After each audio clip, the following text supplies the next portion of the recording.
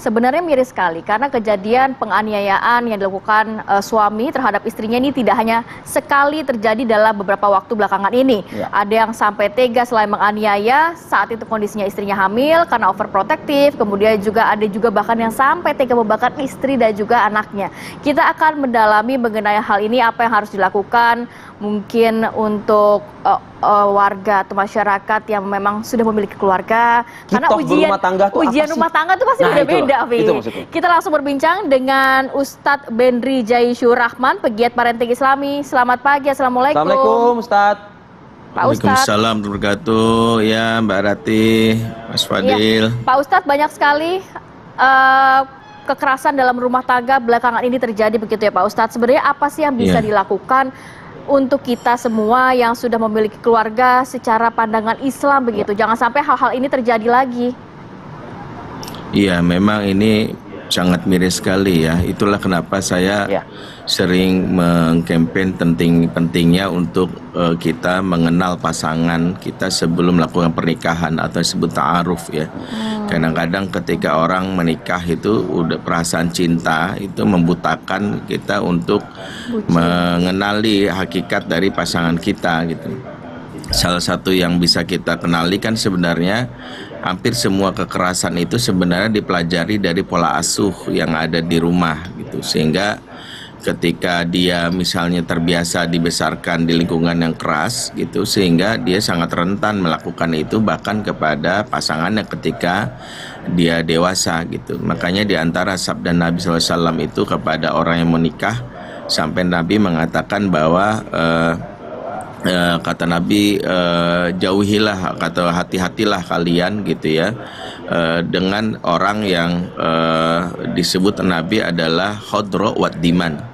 Khodro wadiman ya, kata Nabi, hati-hatilah kamu dengan orang yang kelihatannya khodro itu keren ya, kelihatannya adalah dia seperti orang yang mempesona, tapi ad-diman itu dibesarkan di lingkungan yang buruk ya. Artinya ketika kita lihat awal seseorang itu tumbuh di lingkungan yang buruk, mohon maaf misalnya adalah dia melihat kekerasan dari lingkungan keluarganya seperti bapak yang suka mukul atau bahkan dia tidak dekat dengan ibunya, maka sangat rentan dia menularkan itu bahkan di lingkungan keluarganya gitu. Kenapa? Karena memang di antara yang memang selama ini kita lupakan bahwa warisan yang tidak disadari sebagian kita yang diturunkan dari zaman ke zaman selain utang dan uang itu namanya warisan pengasuhan gitu. Sehingga hampir semua pelaku kekerasan itu sebenarnya belajar dari apa yang dia peroleh di umur 0 sampai 15 tahun yang dia lihat gitu. Nah sayangnya seorang wanita ketika dia menikah, dia tidak mengenali si suaminya ini gitu, karena udah terpesona, mohon maaf gitu, dengan ketampanannya, mohon maaf juga terpesona dengan kekayaannya gitu ya, sehingga bahkan ada yang maaf gitu ya, yang di dalam fase pacaran saja sudah mengalami fase kekerasan berkali-kali, tapi dia tetap meneruskan gitu ya. Harusnya dia sudah tegas untuk mengatakan, dan disinilah pentingnya kenapa orang tua atau kakak atau pihak keluarga terdekat memberikan sudut pandang gitu untuk bagaimana menimbang, jangan kamu sampai meneruskan dengan orang yang sejak awal punya kekasaran gitu. Karena gini, hampir semua pelaku kekerasan itu kan dia nir empati, tidak punya rasa empati, apalagi kalau sampai melakukan tindakan yang kasar gitu. Nah, empati ini dari mana? Gitu ya. Iya, empati ini kan kalau lihat dari tumbuh kembang pengasuhan itu ditularkan dari ibu gitu ya. Makanya hampir semua pelaku kekerasan itu tidak dekat dengan ibunya atau tidak mendapatkan kasih sayang dari ibu dari waktu kecil gitu ya. Apa yang disebut misalnya sebagian ahli sebagai skin hanger gitu. Skin hanger adalah sebagian orang yang tidak mendapatkan pelukan kasih sayang dari ibu dari kecilnya karena mungkin ibunya bekerja atau ibunya mungkin sibuk atau mungkin meninggal dan dia tidak dapat figur ibu pengganti dari kecil. Dia sangat rentan menjadi pribadi yang nir empati dan sangat rentan melakukan kekerasan gitu. Baik, seperti Ustadz. itu. Oke. Baik, Ustadz, kita tahan dulu Ustadz. Kita juga ingin melibatkan suara-suara dari masyarakat nih Ustadz nih. Nah, kami akan mengajak pemirsa untuk bergabung dengan Yohana Gabriela nih di salah satu sudut di ibu kota. Ya, Yohana, apa sih kira-kira pandangan dan suara-suara masyarakat terkait dengan maraknya akhir-akhir ini kekerasan dalam rumah tangga yang terjadi? Ya, pagi Rivi, Kamarati, dan pemirsa, kita sudah mendengar tadi bersama-sama bahwa ada beberapa kasus KDRT atau kekerasan dalam rumah tangga yang belakangan ini kerap terjadi. Itu yang terkuak. Kita belum tahu, mungkin di luar sana juga ada beberapa kasus yang tidak mencuat di hadapan publik. Kita mau menanyakan pendapat warga di sekitar tempat saya mengabarkan saat ini. Kita langsung saja tanyakan di sini. Selamat pagi Ibu, boleh minta waktunya sebentar ya Bu? Namanya siapa Bu?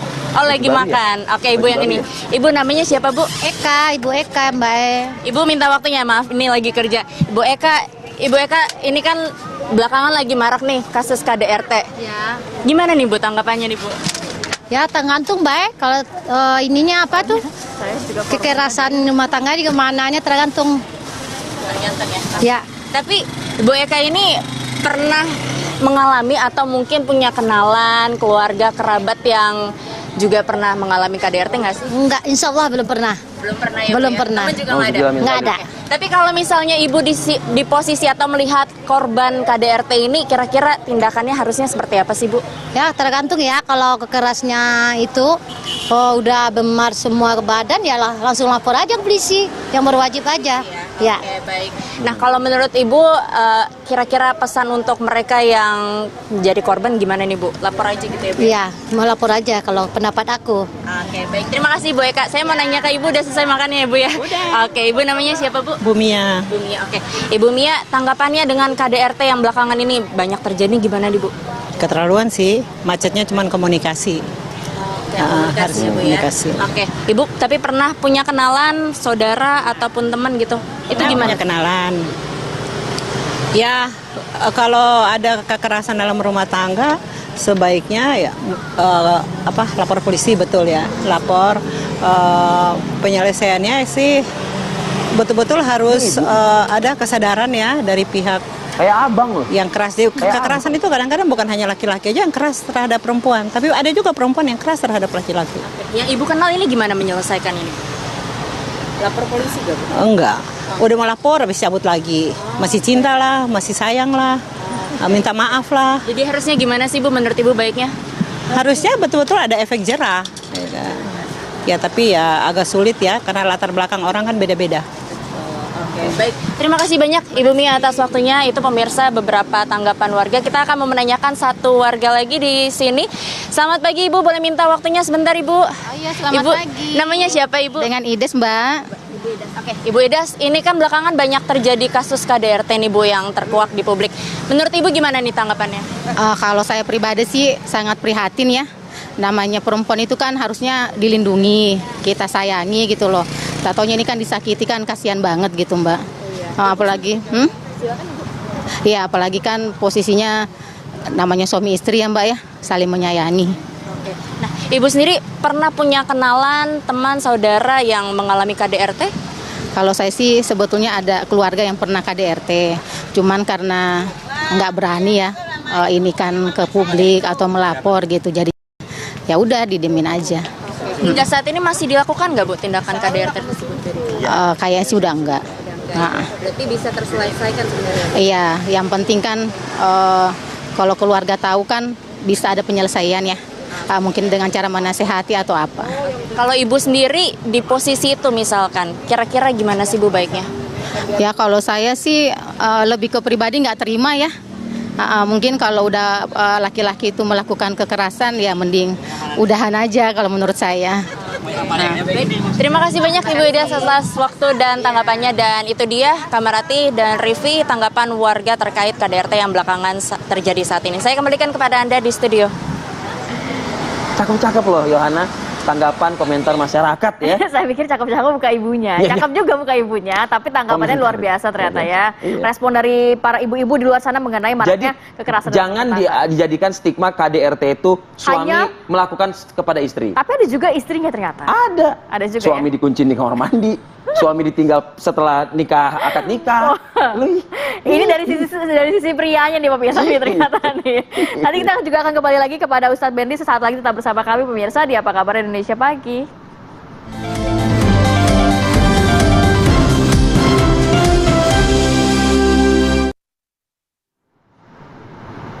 Kembali lagi di Apa Kabar Indonesia Pagi, dan alhamdulillah Ustadz Bendy Jaisur Rahman, pakar parenting Islami, masih bersama kami ya Ustadz. Ustadz, ada satu pernyataan dari suara masyarakat tadi yang menurut saya itu adalah entry dari semua masalah dalam rumah tangga, yaitu komunikasi, Ustadz.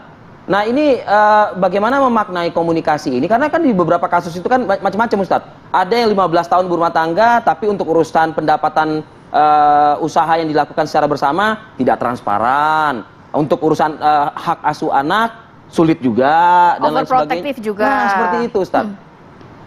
Iya, memang komunikasi secara teknis menjadi salah satu faktor yang dianggap sebagai jadi pemicu di antara konflik yang berujung kepada KDRT ya. Apalagi ketika suami dan istri itu sejak awal tidak mendapatkan chemistry untuk bicara yang nyaman gitu ya. Makanya kenapa di antara hal yang harus dipelajari di awal itu bagaimana mencari cara untuk bisa mengenali bagaimana cara komunikasi yang pas gitu. Ketika sejak awal komunikasi itu lebih banyak dipendam, ditahan, ingat bahwa emosi itu seperti aliran air gitu. Aliran air itu akan menjadi besar ketika menumpuk dan akhirnya seperti saluran air yang tersumbat tiba-tiba menyembur gitu.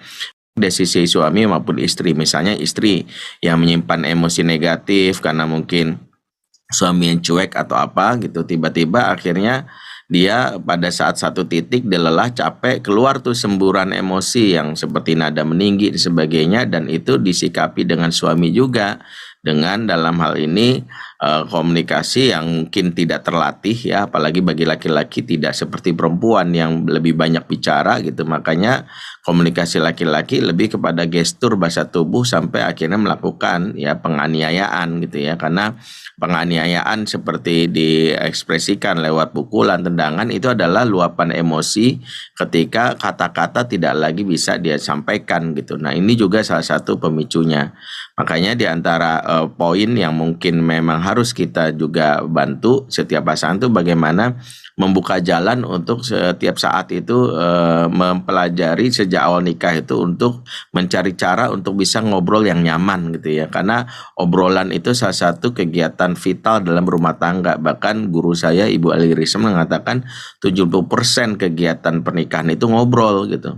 70% gitu. Jadi kalau justru sejak awal itu tidak terjalin komunikasi, ngobrol itu sudah tidak ada, maka ketika bertemu yang ada adalah luapan emosi negatif. Kenapa? Karena obrolan itu sudah sampai di puncak rasa emosi dan kekesalan gitu. Sehingga ketika emosi negatif bertemu emosi negatif, salah satu yang merasa berkuasa mengekspresikannya dengan tindakan kekerasan gitu ya. Makanya kalau kita punya emosi negatif, jangan sampai sungkan gitu untuk setiap saat berbicara kepada pasangan, dan itu sah-sah saja. Makanya di antara kegiatan Nabi itu setiap malam selalu meluangkan ya waktunya untuk bicara ya. Ada sebuah riwayat sampaikan dalam hadis riwayat Muslim ya, Ibnu Abdullah bin Abbas mengatakan bitu indah kholati Maimunah, ya saya nginap rumah bibi saya Maimunah. Maimunah ini adalah istri Nabi SAW. Karena Rasulullah SAW yatahaddas ma'a alihi thumma raqada. Rasulullah SAW senantiasa ngobrol sama istrinya baru tidur. Kan itu yang dilakukan. Tapi yang jadi titik poinnya sebenarnya komunikasi itu sendiri selain juga menjadi salah satu pemicunya, juga memang kita tuh harus paham bahwa tadi kenapa saya sangat concern terhadap apa yang dialami pasangan sejak awal sebelum nikah itu yang harus kita kenali, termasuk isu-isu yang terkait dengan luka pengasuhan yang dia terima dari pola asuh di masa kecil. Karena itu salah satu PR kita ketika kita menikah, mengenali bukan sekedar dia hebat saat di kampus, saat dia berada di pekerjaan atau di pertemanan, tapi kenali adakah isu yang terkait dengan luka pengasuhan yang diperoleh dari bapak ataupun ibunya. Sehingga kita harus antisipasi hal-hal ini. Kalau kita sudah kenali dia seperti punya luka pengasuhan, maka di antara PR kita sebagai seorang istri atau suami kepada pasangan membasuh luka pengasuhan itu dengan mengajarkan pasangan kita mengenali bahasa cinta yang dia butuhkan untuk dia tumbuh kembali perasaan cinta sebagai bagian dari empati seperti itu. Ya, Pak Ustadz, singkat saja mungkin apa yang bisa dilakukan oleh orang yang sedang mengalami KDRT, dalam arti istri atau suami, karena dalam Islam sendiri kan perceraian itu dibenci begitu Pak Ustadz. Apa yang harus dilakukan? Iya. Perceraian memang dibenci, tapi hakikatnya dibolehkan ketika berkaitan dengan al-hajah. Ya, salah satu fatwa dari Ibnu Taimiyah, ya al-aslu fi thalaq al-hazru innama ubiha minhu bil qadril hajah. Hukum asal cerai memang terlarang, ya, hukum asalnya, karena ada riwayat lain Rasulullah mengingatkan bahwa iblis itu sangat suka dengan perceraian. Tapi dibolehkan kalau al-hajah, ada kebutuhan mendesak ini terkait dengan maqasid syariah. Maqasid syariah ini artinya hak-hak bagi manusia yang harus dijaga dalam syariat, seperti misalnya menjaga jiwa, hifzun nafs. Ya, kalau kekerasan malah memberikan menyakiti jiwa itu nggak boleh, dia harus dicegah. Kalaupun harus bercerai itu salah satu nggak apa. Bahkan hifzuddin, menjaga agama. Jika ternyata seseorang justru dengan pernikahannya dia dijauhkan dari ibadah, justru dia dipaksa untuk melawan syariat Allah, dia bisa bercerai. Hifzul akal, bahkan dia bisa pernikahan yang merusak akal, ya mungkin tertekan mentalnya sampai sakit jiwa, itu juga harus disudahi gitu. Itu dibolehkan dalam Islam. Jadi agama Islam itu agama yang sangat menjaga hak-hak manusiawi gitu, hak-hak manusia. Jadi kalau gara-gara pernikahan merusak, maka perceraian menjadi jalan yang perlu kita ambil gitu. Tapi pada hakikatnya seseorang kalau sudah menyadari bahwa pernikahan ini adalah toksik seperti itu, dia harus segera konsultasi. Dia jangan menutup diri, dan ingat jangan sembarang konsultasi. Kalau sembarang konsultasi dengan orang yang bukan ahlinya, maka bisa jadi solusinya solusi yang cenderung malpraktek. Tapi kalau solusi kepada profesional, kepada pakar, kepada ahli yang emang concern dengan keluarga, itu menjadi memberikan masukan seperti itu. Ya.